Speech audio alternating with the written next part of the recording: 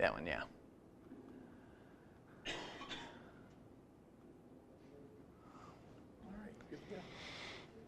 Okay, this is a workshop on the Alliance for Grassland Renewal. Come on in. I hope you can find a seat. It's sitting room only.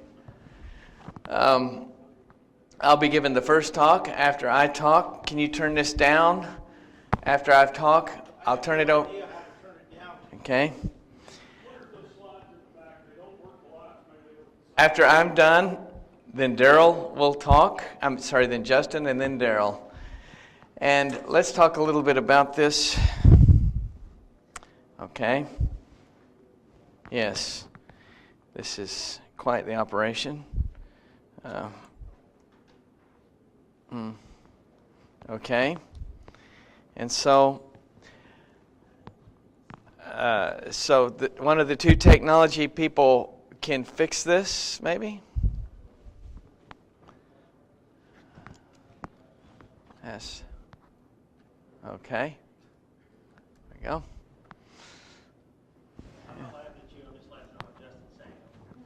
I know what Justin's saying. So come on in, Jerome. It's sitting room only. The alliance goals, we're going to start with this slide. There's an alliance that we call the Alliance for Grassland Renewal. We'll talk a little bit about the history and why it was formed, what it is. It is a group of university researchers and extension specialists, farmers, colleagues in agribusiness, government employees, friends in the nonprofit industries, all of us working together to replace toxic Kentucky 31 with a non-toxic Endofight.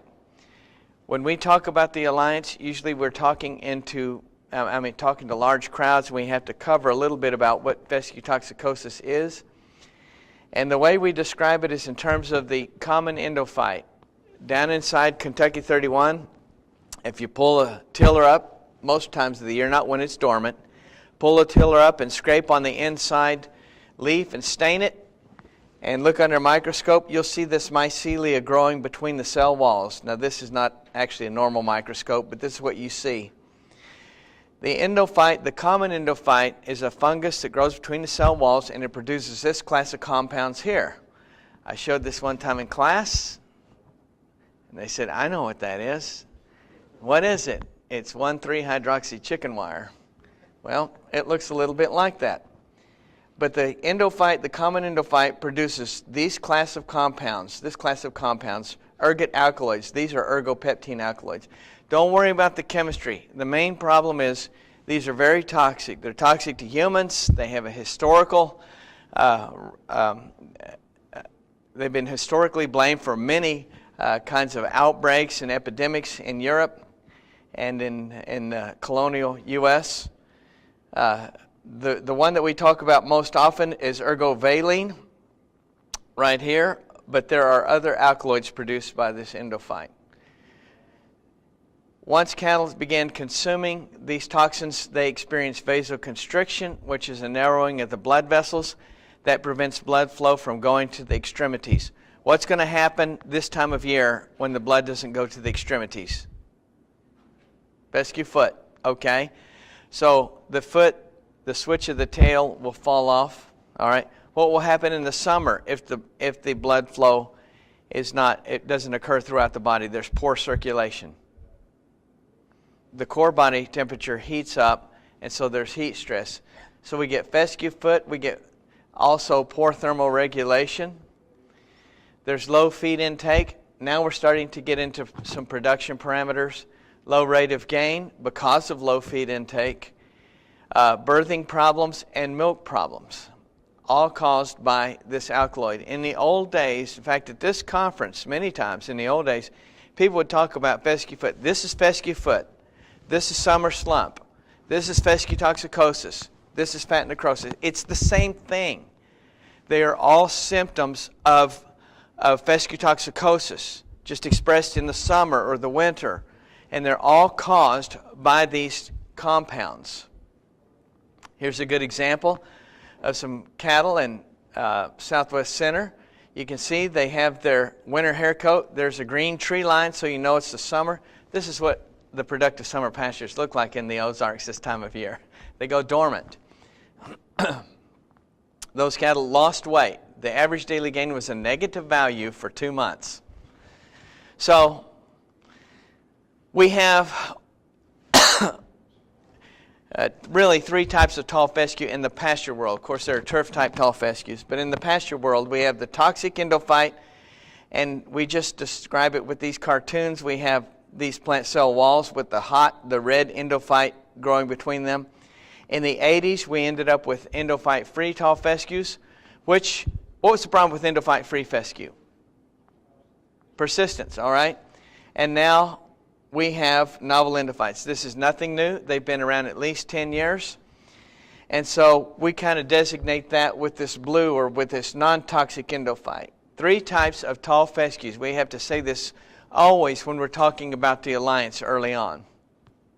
And the reason is our alliance work is focusing on this, the novel endophytes or the non-toxic endophytes. So go back to the alliance goals again. It's university, farmer, business, government, we're talking about corporate business, government and nonprofits working together to replace Kentucky 31 with the novel endophyte. Who are the participants in this alliance? This alliance, we started talking about it in 2011, but we really formed in 2012.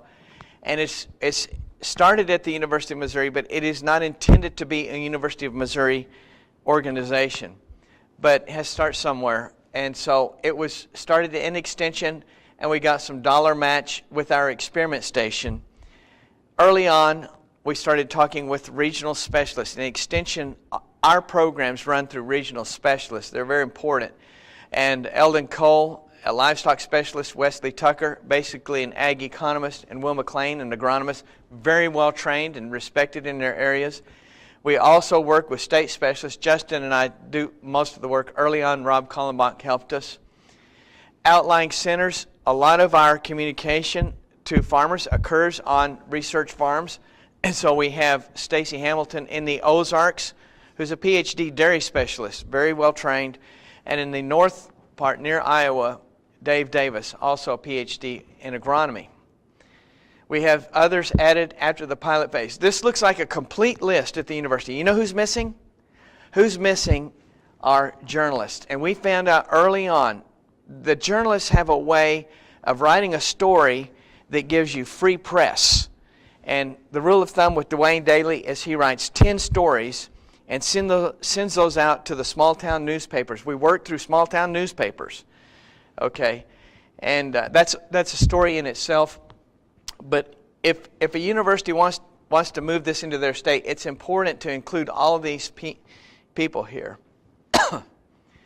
In agribusiness, it's these partners. It's every seed company who owns a novel endophyte plus some other companies. AgResearch, of course, who developed novel endophyte technology. Barenbrug, DLF, Mountain View, and Pennington. Also, Dow is helping. And Agronostics, people probably know Agronostics. Nick Hill's laboratory is a reputable laboratory, and we agreed to use one laboratory, and you'll see why later. Possibly others, we're hoping others will help us. NRCS is helping a lot. We'll talk about why. In Missouri, most of our large educational programs involve NRCS. In fact, we try not to work independently. We like to work with them. It's possible that soil and water districts can help us later, and we'll get into that. Nonprofit organizations, of course, MFGC, which is the state council of the AFGC, and this is a good time to say, last year the Alliance, it's only been up and running for 2 years, but last year we became an affiliate council within the Missouri Forage and Grassland Council and GLCI. Also, see Mike here, Noble Foundation is also part of our alliance. We were always working with them, but now they're paying, and that's what we like. We are willing to include others as well. Oklahoma, through the Noble Foundation, is part of this alliance, but originally the alliance was Missouri with seed companies in Georgia, North Carolina, and Oregon.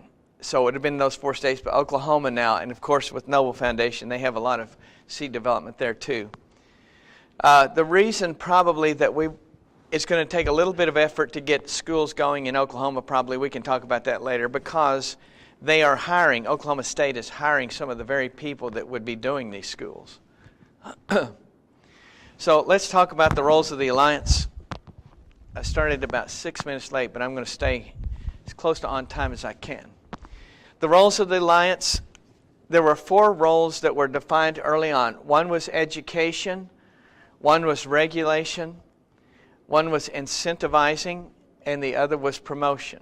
So we'll go through these quickly. I will say, no matter what's said here, I'm just going to touch on a few points. Justin is going to go through the details of our workshops. Education occurs through schools. Okay, we learned with our grazing schools. This year in Missouri, I guess since 1997, we actually had to count up and turn in our impact numbers. But we crossed the 15,000 mark. 15,500 producers have gone through the grazing schools. 605 schools.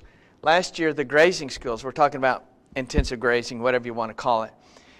We had to document impact 83.6 million added to the state economy just in 2013. That's not last year, 2 years ago. So if we have to start small, but if we go through these schools and add one school at a time, eventually there's this critical mass that starts spawning its own message. Well, we have them down here in the Ozarks, then in between, and then up here near Iowa. Justin will talk about it. I wanted to say that the schools use science. I mean, in our state, we have a lot of schools, I don't know, they're data free. And you had to pay $500 to go to these schools. But this is a publication that condenses many books, hundreds of articles, down into an 18-page full color, basically a pamphlet, a pretty, 8.5 by 11 pamphlet. But we use that as the basis, and so Justin can talk more about that. But education is a big part of what we do. Justin, I'm not going to steal your thunder, but I will say this. We're not interested in simply selling seed, but that is the goal of the Alliance, to get the seed in the ground. The more the merrier, get the seed in the ground. But if it's in the ground and the management is poor, we've not done our job. And so that's the philosophy we use with the grazing school. Yes, there are incentive programs. There's cost share to put in fence and water, but you can fence off a pavement. So we really put the education with the technology, and that's what we're doing with the grazing schools, is to move the seed out and get it adopted through the state, but to have the education with it. Now, the second objective or role of the Alliance is regulation. I didn't understand this very well. But when we started getting together to talk about moving the technology onto pastures, this came up from several in the seed industry. There is no regulation. And it doesn't dawn on me because I'm a researcher, an extension person. But think about it. Anybody can say they have a novel endophyte.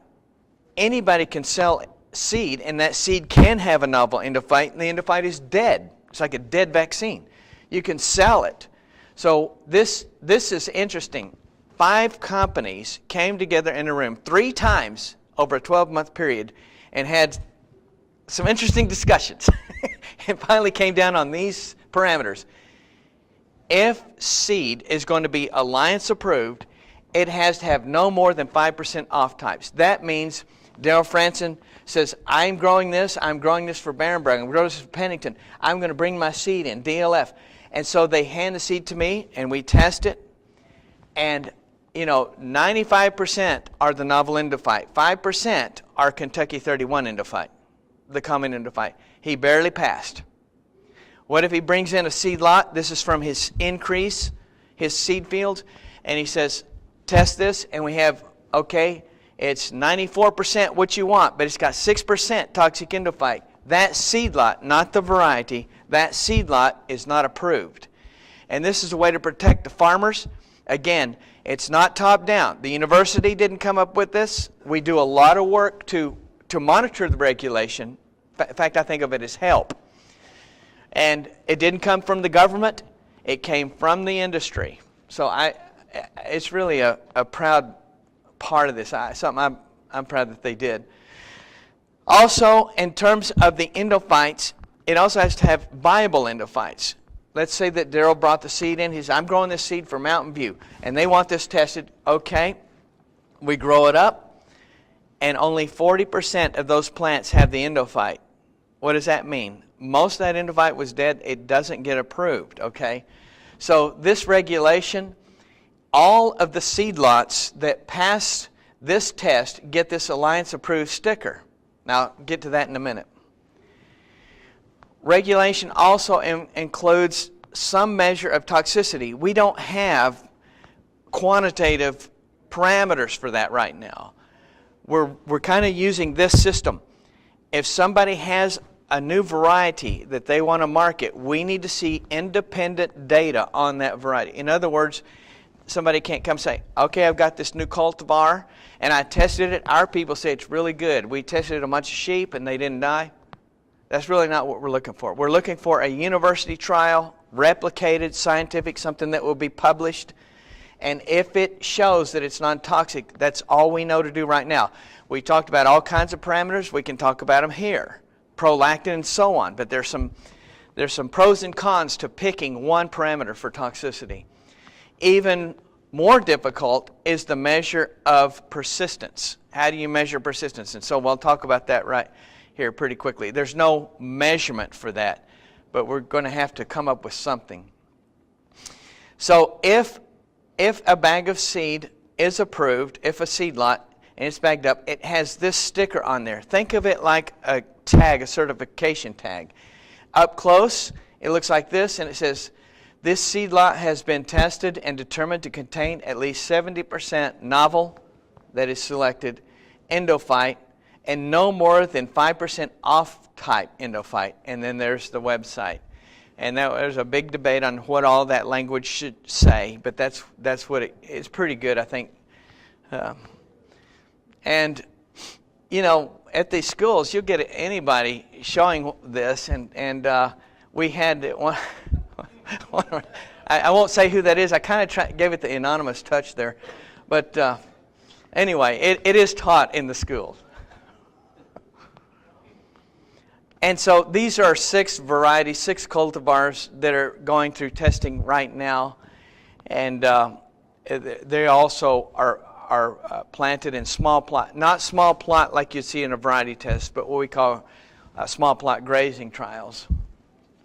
These are some plots up at Linnaeus in the field. We go through a spray smother spray. That's common for Missouri.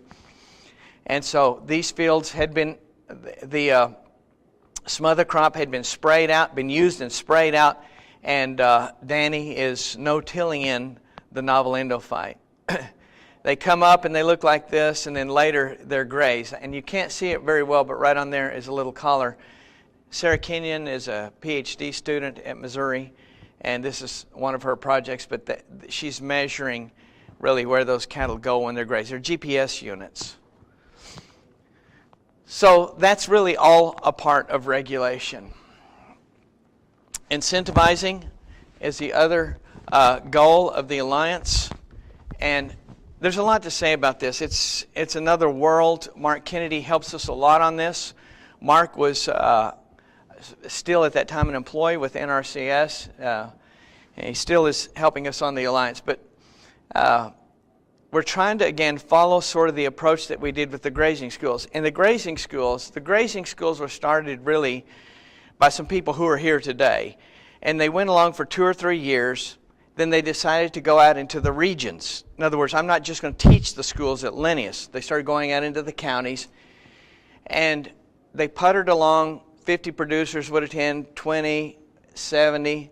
In 1997, I believe it is, or 1996, if you look at the histogram, it pops up to 500 producers. Why? Cost share. And cost share is an incentive. It doesn't just it's not meant to pay for it. It's not meant to be welfare. It's meant to be a kind of a starter fluid to help that technology take off on individual farms. Well, there's cost share available, but because of the point system, it's practically not available. And so we got a lot of work to do on cost share. But we feel like, and Justin and I have been talking about this, some other people, some people in soil and water districts, we feel like if we could get costs like to be 65-70% of the establishment cost. That would be enough to kick it in gear. $120 per acre would be helpful. And right now you can get over 200, I think, but you don't. It's hard to qualify to get that 200. So anyway, there's a lot of work on that. Incentives by individual companies will come in the form of rebates. The Alliance has no business in that. It's just up to them how they want to do it. And promotion is the last one. I would say, this is my last slide, I would say that we started talking about this in 2011. In 12 months, all the companies met 3 times. Think of that. Some from Oregon, some from Georgia, some from Carolina, and Missouri. They met 3 times face-to-face, came up with the name of the organization, dropped this website, came up with this logo. That's a professional logo. There were 100 entries. It was competitive. Drew up the bylaws, appointed the board of directors, and started holding schools. The next year, there were not just 2 schools. Justin will talk about that. There were 4 schools, and we started going into other states. And we're really, I guess the point of saying that is, it's about as fast as we can go. We did receive 501c5 approval, so we're recognized as a nonprofit organization by the IRS. But anyway, this is kind of who the Alliance is and why. Last point that I was going to say, and then I'll turn this over to Justin. In 2004, we started holding schools to promote Max-Q. Max-Q was the first and only, for many years, the only novel endophyte. You could tell right away, this is what we had been looking for all these years. We couldn't get help. Of course, we couldn't get help from other companies, but we couldn't also get help from NRCS. The government did not want to be guilty of preferential endorsement, which we understand. So at the same time, and these schools were taught with John Andre from University of Georgia at the time and Missouri. So we thought it was as good as we could go, good as we could do, well as we could do. But the problem was, there's just not enough buy-in. And it really didn't take off until we got all of the players involved. And so I'll talk more about that if there's some time left.